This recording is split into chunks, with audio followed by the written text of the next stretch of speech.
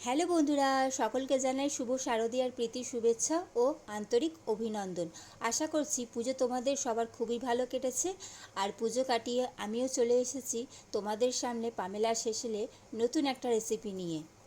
যেহেতু অনেকদিন বাদে আমিও ফিরে এসেছি তোমাদের সামনে আবার আগের মতন নতুন নতুন রেসিপি নিয়ে, তাই ভাবলাম প্রথম রেসিপিটা আজকে মিষ্টি মুখ দিয়েই শুরু করা যাক।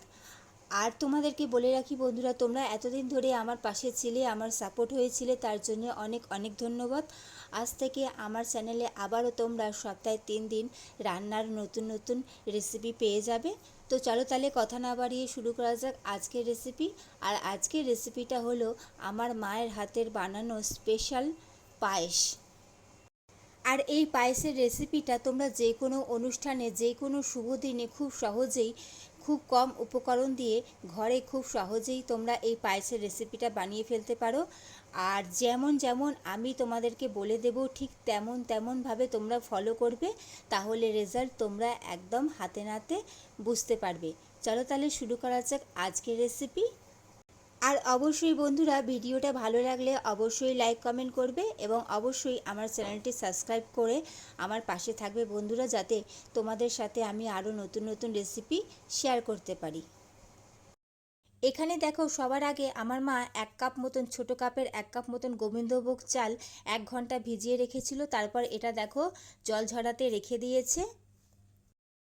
অন্যদিকে দেখো কড়াই বসিয়ে দিয়েছে আর ওর মধ্যে জাস্ট সামান্য একটু ঘি দিয়েছে। আর ঘিটা দেখো মেল্ট হয়ে গেছে। এখন যে গোবিন্দভোগ চালটা ভিজিয়ে জল ঝরাতে রেখেছিল সেটা দেখো এর মধ্যে দিয়ে দিল।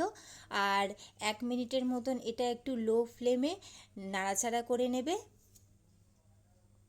দেখতেই পাচ্ছ তোমরা কইটুকুনি গোবিন্দভোগ চাল এখানে ইউজ করা হয়েছে। আর এটা কিন্তু কন্টিনিউ নাড়াচাড়া করতে হবে।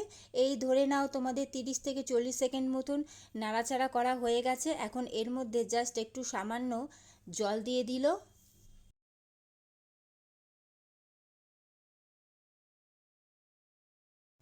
দেখতেই পাচ্ছ তোমরা চালটা ফোটা শুরু হয়ে গেছে। আর দেখো জলটা অনেকটা কমে এসেছে, তোমরা দেখতেই পাচ্ছ জলটা প্রায় একদম শুকিয়ে গেছে। এখন এর মধ্যে আমার মা দুধ অ্যাড করে দিচ্ছে। আর এখানে 1/2 লিটার যে দুধের প্যাকেটটা আছে আমুলের, সেটা ইউজ করেছে। তো প্রথমে 1/2 লিটারের মধ্যে হাফ দুধটা অ্যাড করে দিয়েছে। আর অন্যদিকে দেখো কাজু বাদাম আর কিশমিশ ছোটো ছোটো টুকরো করে কেটে জলের মধ্যে ভিজিয়ে রেখে দিয়েছে। অন্যদিকে দেখো চালটা সুন্দরভাবে ফোটা শুরু হয়ে গেছে। যতক্ষণ না চালটা সেদ্ধ হবে ততক্ষণ এইভাবে কিন্তু এটা সেদ্ধ করে নিতে হবে। আর মাঝে মাঝে কিন্তু কন্টিনিউ একটু নাড়াচাড়া দিয়ে দিতে হবে, না হলে কিন্তু নিচে লেগে যেতে পারে।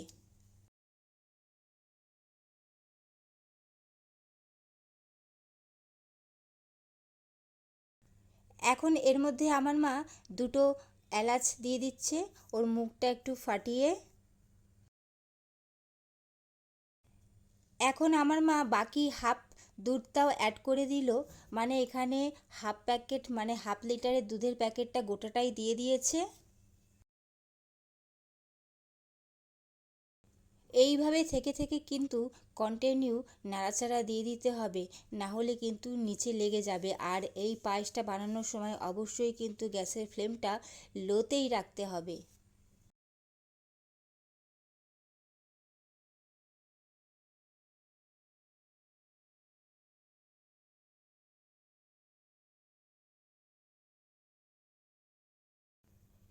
এখানে আমার মা আবারও দুধ অ্যাড করে দিচ্ছে। আর একটা 1/2 লিটার দুধের প্যাকেট নিয়েছে, তার মধ্যে থেকে হাফ দুধ আরও এর মধ্যে অ্যাড করে দিয়েছে, কারণ চালটা সেদ্ধ হতে এখনও একটু সময় আছে। তোমাদেরকে মেজারমেন্টটা আমি একটু বুঝিয়ে দিই। ধরে নাও 1/2 লিটার দুধের প্যাকেটে 2 কাপ দুধ হয়, তো আমার মা একটা গোটা 1/2 লিটার দুধের প্যাকেট ইউজ করেছে, প্লাস আরেকটা 1/2 লিটার দুধের প্যাকেটের মধ্যে হাফ প্যাকেট দুধ ইউজ করেছে। মানে 1 কাপ চালের জন্য মোটামুটি 3 কাপ দুধ এখানে ইউজ করা হয়েছে। এখন আমি এখানে 1 চিমটে মতন নুন অ্যাড করে দিচ্ছি।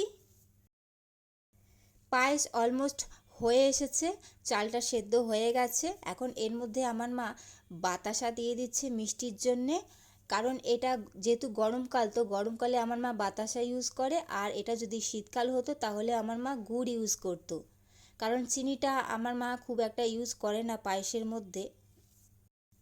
তোমরা যদি চাও তাহলে চিনি ইউজ করতে পারো। আর দেখো আমুলের এই প্যাকেটটা দিয়ে পায়েসটা বানানো হয়েছে। তো এই প্যাকেটের হাফ প্যাকেট দুধ ইউজ হয়েছে, আর একটা গোটা প্যাকেট দুধ এখানে ইউজ করা হয়েছে। এখন এর মধ্যে আমার মা আমুলের যে গুঁড়ো দুধের যে প্যাকেটটা হয়, সেই গুঁড়ো দুধের একটা গোটাটা এর মধ্যে দিয়ে দিয়েছে। তোমরা যদি চাও তাহলে এটা স্কিপ করতে পারো, এটা পুরোপুরি অপশনাল। তবে এটা দিলে পায়েসের টেস্টটা কিন্তু অনেক সুন্দর খেতে হয়। আর পায়েস কিন্তু অলমোস্ট একদম রেডি হয়ে গেছে। কারণ এটা যখন আরেকটু ঠান্ডা হয়ে যাবে তখন এটা আরেকটু জমে যাবে, তো সেই হিসাবে দুধটা এখানে ইউজ করা হয়েছে।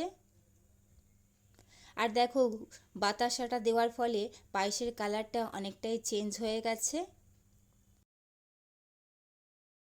এখন ফাইনালি পায়েসটা নামানোর আগে যে ভিজিয়ে রাখা কাজু বাদাম আর কিশমিশটা আমার মা এর মধ্যে অ্যাড করে দিচ্ছে। পায়েস একদম অলমোস্ট রেডি হয়ে গেছে বন্ধুরা। এখন যখন এটা ঠান্ডা হয়ে যাবে তখন কিন্তু এটা আরেকটু ঘন হয়ে যাবে, তো সেই হিসাবে এখানে দুধটা অ্যাড করা হয়েছে।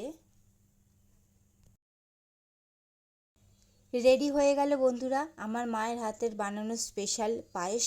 কেমন লাগলো তোমাদের আজকের এই রেসিপি অবশ্যই সেটা কমেন্ট করে জানাবে, এবং অবশ্যই এরকম আরও ভালো ভালো রেসিপি পাওয়ার জন্য আমার চ্যানেলটি সাবস্ক্রাইব করে আমার পাশে থাকবে বন্ধুরা। চলো তাহলে আজকের মতন আসি, দেখা হচ্ছে খুব তাড়াতাড়ি নতুন কোনো রেসিপি নিয়ে।